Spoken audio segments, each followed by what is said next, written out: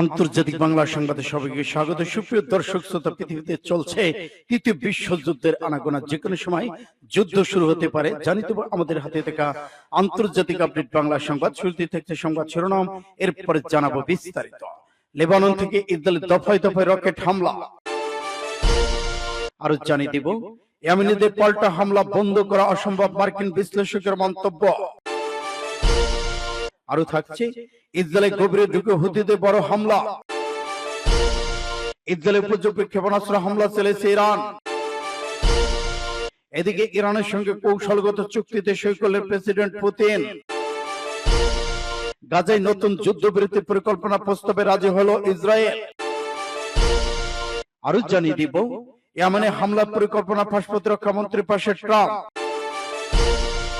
এবং সর্বশেষে জানিয়ে দিব সৌদির তেলের ডিপোতে ক্ষেপণাস্ত্র হামলা। এতক্ষণ শুনছিলেন সংবাদ শিরোনাম, এখন বিস্তারিত। তবে অনুরোধ থাকবে এই ভিডিওটিতে একটি লাইক দিন এবং কমেন্টস করে জানিয়ে দেন আপনি কোন জেলা থেকে বা কোথা থেকে আমাদের সাথে যুক্ত রয়েছেন। ইসরায়েল ফিলিস্তিন লেবানন ইরান যুদ্ধের আপডেট বাংলা সংবাদ পেতে চ্যানেলটি সাবস্ক্রাইব করুন, আমাদের সঙ্গে থাকুন এবং জানিয়ে দিন আপনাদের গুরুত্বপূর্ণ মূল্যবান মতামত। ধন্যবাদ। লেবানন থেকে ইসরায়েলের দফায় দফায় রকেট হামলা। লেবানন থেকে ইসরায়েলের দফায় দফায় রকেট হামলা চালানো হয়েছে। ইসরায়েলি সেনাবাহিনী বলেছে তারা লেবানন থেকে উত্তর ইসরায়েল সীমান্তে নিক্ষেপ করা 3টি রকেট প্রতিহত করেছে। খবর Al Jazeera. Israeli army radio এই খবর জানিয়েছে লেবানন থেকে নিক্ষেপ করা কমপক্ষে 5টি রকেট শনাক্ত করা হয়েছে। এর মধ্যে 3টি রকেট প্রতিহত হয়েছে এবং 2টি লেবানন ভূখণ্ডের ভেতরে পড়েছে বলে জানানো হয়েছে। আল জাজিরা এক প্রতিবেদনে বলা হয়েছে ইসরায়েলি সামরিক বাহিনী দক্ষিণ লেবানন ইয়াহমোর শহরে উৎকণ্ঠে গোলাবর্ষণ করেছে। অতএব এসব সংঘাতে এখন পর্যন্ত কোন হতাহতের খবর পাওয়া যায়নি। লেবানন ভিত্তিক হিজবুল্লাহ সংগঠন এখন পর্যন্ত এই হামলার বিষয়ে কোনো মন্তব্য করেনি। এদিকে ইসরায়েলে ফের হুতিদের বিদ্রোহী ক্ষেপণাস্ত্র হামলা চালিয়েছে। ইসরায়েলি সামরিক বাহিনী জানিয়েছে ইয়েমেন থেকে আসা একটি ক্ষেপণাস্ত্র গুলি করে ভূপাতিত করেছে। ইসরায়েলি ভূখণ্ডে আঘাত হানার আগেই ক্ষেপণাস্ত্রটি ভূপাতিত করা সম্ভব হয়েছে বলে জানানো হয়। সূত্র ফাস্ট টুডে। ইয়েমেনিদের পাল্টা হামলা বন্ধ করা অসম্ভব, মার্কিন বিশ্লেষকের মন্তব্য। ইয়েমেনে মার্কিন হামলার কথা উল্লেখ করে একটি আরব সংবাদ মাধ্যম ওয়াশিংটনকে লক্ষ্য অর্জনের ব্যর্থতার কথা লিখেছে। এক আনসারুল্লাহ আন্দোলন প্রতিরোধে নীতি গ্রহণ করেছে। জানিয়েছে আল আরাবিয়া জাদিদ ইয়েমেনে মার্কিন আগ্রাসনে 1 মাস পরে আনসারুল্লাহকে প্রতিরোধ করার লক্ষ্য অর্জিত হয়নি। শীর্ষক এক প্রতিবেদন লিখেছে মার্কিন প্রেসিডেন্ট ডোনাল্ড ট্রাম্প 15 মার্চ ইয়েমেনের সামরিক আগ্রাসন শুরু করেন এবং ইয়েমেনের উত্তর পশ্চিম আনসারুল্লাহ নিয়ন্ত্রিত এলাকাগুলোতে ব্যাপক বোমা হামলা চালান। আল আরাবি আল জাদিনের এক প্রতিবেদনে বলা হয়েছে যদিও আমেরিকা দাবি করেছে যে তারা কেবল আনসারুল্লাহকে লক্ষ্য করে হামলা চালাচ্ছে, কিন্তু বাস্তবতা হচ্ছে এই হামলায় কয়েক ডজন নারী শিশু নিহত হয়েছেন। ইসরায়েলের গভীরে হুতিদের ভয়ঙ্কর হামলা। আবারও ইয়েমেনের হুতি বিদ্রোহী ইসরায়েলের গভীরে অঞ্চলে ক্ষেপণাস্ত্র হামলা চালানোর দাবি করেছে। তারা আরব সাগরে মার্কিন যুদ্ধজাহাজে হামলা চালানোর দাবি করে আছে হুতি। ইয়েমেন সামরিক বাহিনীর মুখপাত্র ব্রিগেডিয়ার জেনারেল ইয়াহিয়া সারি সোমবার সকালে বলেছেন ইয়েমেনি বাহিনী ইসরায়েল দক্ষিণ দিকে আশকেলন শহরে একটি কৌশলগত অবস্থানের বিরুদ্ধে প্রতিশোধমূলক হামলা চালিয়েছে। আর এই হামলায় নিজেদের তৈরি ইয়াফা যুদ্ধ ড্রোন ব্যবহার করেছে হুতি যোদ্ধারা। তারা স্থায়ীভাবে তৈরি সামাদওয়ান মনুষ্যবিহীন বিমানবাহী যান দিয়ে বন্দর শহর ইলোতে একটি ইসরায়েলি সামরিক লক্ষ্য বস্তুতে আঘাত করেছে। সারি উল্লেখ করেছেন প্রতিশোধমূলক অভিযান সমূহ অবরুদ্ধ গাজা উপত্যকায় ফিলিস্তিনিদের সাথে সংহতি প্রকাশ করে চালানো হচ্ছে। তাছাড়া ইসরায়েলি গণহত্যামূলক যুদ্ধ বন্ধ না হওয়া পর্যন্ত এই অভিযান অব্যাহত রাখবে। সূত্র প্রেস টিভি। ইসরায়েলে উপযুক্ত ক্ষেপণাস্ত্র হামলা চালিয়েছে ইরান।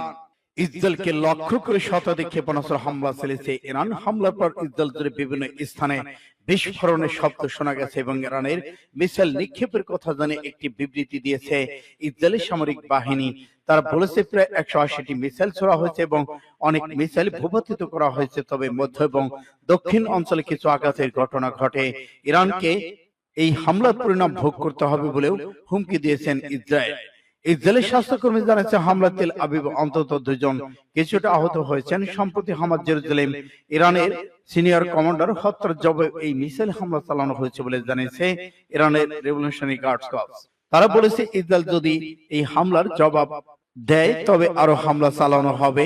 যুক্তরাষ্ট্র জানিয়েছে ইরানের ক্ষেপণাস্ত্র হামলা ধ্বংস করতে তারা ইসরায়েলকে সহায়তা করছে। ইরানের সঙ্গে কৌশলগত চুক্তিতে সই করলেন প্রেসিডেন্ট পুতিন।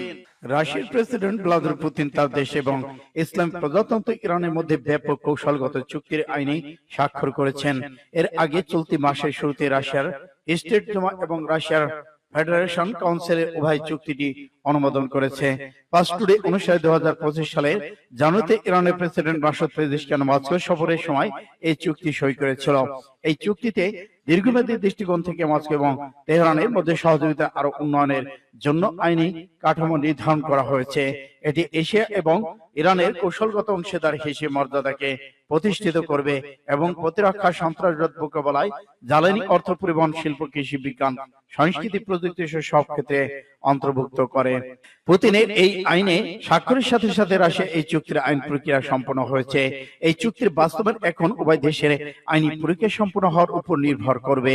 সম্প্রতি রাশিয়া সফরের সময় রাশিয়া ওডের সাথে একান্ত সাক্ষাৎকারী ইরানের পররাষ্ট্রমন্ত্রী সাইদ আব্বাস আরাগচি এই বিষয়ে এক প্রশ্নের জবাব বলেন, আগামী দিনে ইরানের সংসদও এই চুক্তিটি অনুমোদন করবে এবং আমি মনে করি আগামী কয়েক সপ্তাহের মধ্যে এই চুক্তিটি কার্যকর হবে। সূত্র পাঁচ টুডে MBA। গাজায় নতুন যুদ্ধবিরতি পরিকল্পনা প্রস্তাবে রাজি হবে ইসরায়েল। গাজায় যুদ্ধ বন্ধের লক্ষ্যে হামাসকে নতুন এক প্রস্তাব দিয়েছে কাতার, মিশরের মধ্যস্থতাকারীরা। প্রস্তাবিত এই পরিকল্পনায় 5 থেকে 7 বছর পর্যন্ত স্থায়ী একটি যুদ্ধবিরতির কথা বলা হয়েছে। এই পরিকল্পনায় আওতে ইসরায়েলি কারাগারে বন্দী ফিলিস্তিনিদের মুক্তির বিনিময়ে এই সব ইসরায়েল জিম্মিকে ছেড়ে দেওয়া হবে। সেই সাথে যুদ্ধের আনুষ্ঠানিক সমাপ্তি ঘোষণা করা হবে। ইসরায়েল পুরোপুরি গাজা থেকে সরে যাবে। ব্রিটিশ সংবাদ মাধ্যম বিবিসিকে তথ্য জানিয়েছে সংশ্লিষ্ট এক ফিলিস্তিন কর্মকর্তা। তবে প্রশ্ন করা হচ্ছে, ইসরায়েল কি রাজি হবে এই প্রস্তাবে? ইতিমধ্যে গাজা উপত্যকায় সব ধরনের ইসরায়েলি সেনা উপস্থিত থাকবে বলে ঘোষণা দিয়েছেন দেশটির প্রতিরক্ষা মন্ত্রী ইসরায়েল কাটজ। বুধবার তিনি এই ঘোষণা দেন। ইসরায়েল কাটজ বলেছেন, পূর্বে কখনো গাজা স্থায়ীভাবে ইসরায়েলি সেনা উপস্থিত ছিল না, তবে এখন থেকে এমনটা হবে না। গাজার বাসিন্দারা ইসরায়েলি কমিউনিটির মধ্যে মধ্যবর্তী ভূমিকায় থাকবে। সেনারা গাজার নিরাপত্তার জন্য এখন থেকে সবসময় লেবানন, সিরিয়ার মধ্যে ইসরায়েলি সেনারা থাকবে। অন্যদিকে মার্কিন প্রেসিডেন্ট ডোনাল্ড ট্রাম্প গাজার 21 লাখ ফিলিস্তিনকে বাস্তুচ্যুত করে একটি রিভিশন বহুল পর্যটন অঞ্চল রূপান্তরের প্রস্তাব দিয়েছিল। ট্রাম্পের এমন বক্তব্যের পর অধিকৃত পশ্চিম তীরে সেনা ইয়েমেনে হামলার পরিকল্পনা ফাঁস প্রতিরক্ষা মন্ত্রীর পাশে ট্রাম্প। দ্বিতীয় সিগন্যাল গ্রুপ সেটে ইয়েমেনের হুতি বিদ্রোহীদের বিরুদ্ধে হামলার তথ্য শেয়ার করেছে মার্কিন প্রতিরক্ষা মন্ত্রী পিটার হেগসেস। এই খবর প্রকাশ হওয়ার পর হেগসেসের পাশে দাঁড়িয়েছে মার্কিন প্রেসিডেন্ট ডোনাল্ড ট্রাম্প।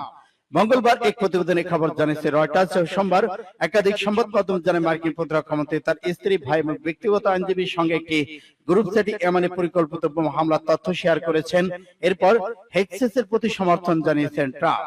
15 মার্চ ইয়েমেনে হুতিদের লক্ষ্য করে মার্কিন বাহিনী যে হামলা শুরু করেছিল তার মধ্যে আগেই প্রথম সিগন্যাল ফাঁসে চার্ট করলেন হেগসেস। এই গ্রুপে ভুল করে আর্টিলারি ম্যাগাজিনের প্রধান সম্পাদককে যুক্ত করা হয়েছিল। এ বিষয়ে ট্রাম্প সাংবাদিকদের বলেছেন, আবারও শুরু হলো শুধু সময়ের অপচয়। তিনি অনেককে ভালো কাজ করেন। সৌদি তেলের ডিপোতে ক্ষেপণাস্ত্র হামলা। সৌদি আরবের জেদ্দা শহরে রাষ্ট্রায়ত্ত তেল কোম্পানি আরামকোর একটি তেলের ডিপোতে ক্ষেপণাস্ত্র হামলা চালিয়েছে হুতি বিদ্রোহীরা। এতে স্টোরেজে ট্যাঙ্কে আগুন ধরলেও কোনো হতাহতের ঘটনা ঘটেনি। রয়টার্স জানায়, জেদ্দার আন্তর্জাতিক বিমানবন্দর দক্ষিণ পূর্ব দিকে অবস্থিত নর্থ জেদ্দা বালকো প্যান্টের কাছে আগুনের অবস্থান ছিল। চলতি সপ্তাহের শেষে একটি ফর্মুলা 1 রেসটাও অনুষ্ঠিত হওয়া সত্ত্বেও কথা রয়েছে শহরটিতে। এই হামলার পর রেস্টু স্কোর $1.20 বৃদ্ধি পেলে ব্যারেল প্রায় $119.9 পৌঁছেছে। হামলায় তীব্র নিন্দা জানিয়েছে সৌদির জ্বালানি মন্ত্রণালয়। সূত্র আরব নিউজের।